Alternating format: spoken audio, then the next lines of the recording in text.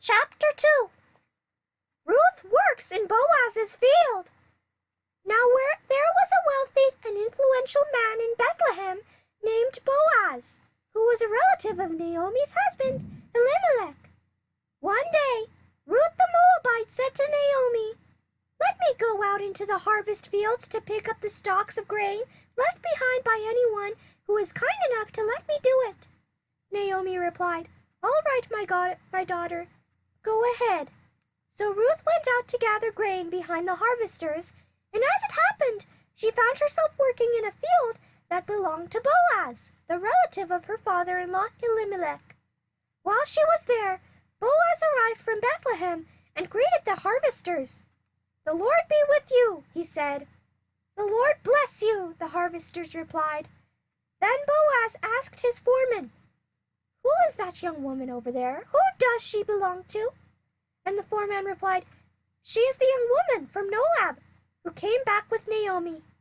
She asked me this morning if she could gather grain behind the harvesters. She has been hard at work ever since, except for a few minutes' rest in the shelter."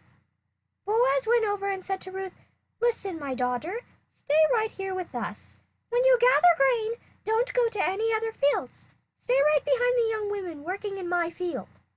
See which part of the field they are harvesting, and then follow them.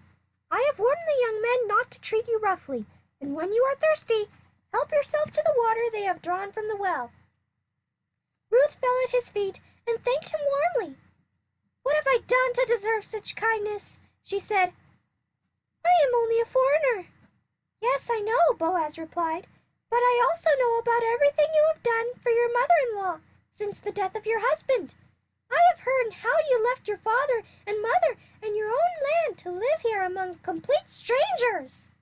May the Lord, the God of Israel, under whose wings you have come to take refuge, reward you fully for what you have done." "I hope I continue to please you, sir," she replied. "You have comforted me by speaking so kindly to me, even though I am not one of your workers." At mealtime, Boaz called to her, "Come over here and help yourself to some food. You can dip your bread in the sour wine." So she sat with his harvesters, and Boaz gave her some roasted grain to eat. She ate all she wanted and still had some left over. When Ruth went back to work again, Boaz ordered his young men, "Let her gather grain right among the sheaves without stopping her, and pull out some heads of barley from the bundles and drop them on purpose for her. Let her pick them up and don't give her a hard time."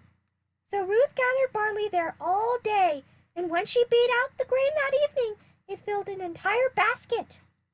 She carried it back into town and showed it to her mother-in-law.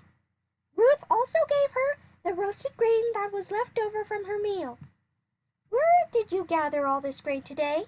Naomi asked. "Where did you work? May the Lord bless the one who helped you." So Ruth told her mother-in-law about the man in whose field she had worked. She said, "The man I worked with today was named Boaz." "May the Lord bless him," Naomi told her daughter-in-law. "He is showing his kindness to us as well as to your dead husband. That man is one of our closest relatives, one of our family redeemers." Then Ruth said, "What's more, Boaz even told me to come back and stay with his harvesters until the entire harvest is completed." "Good," Naomi exclaimed.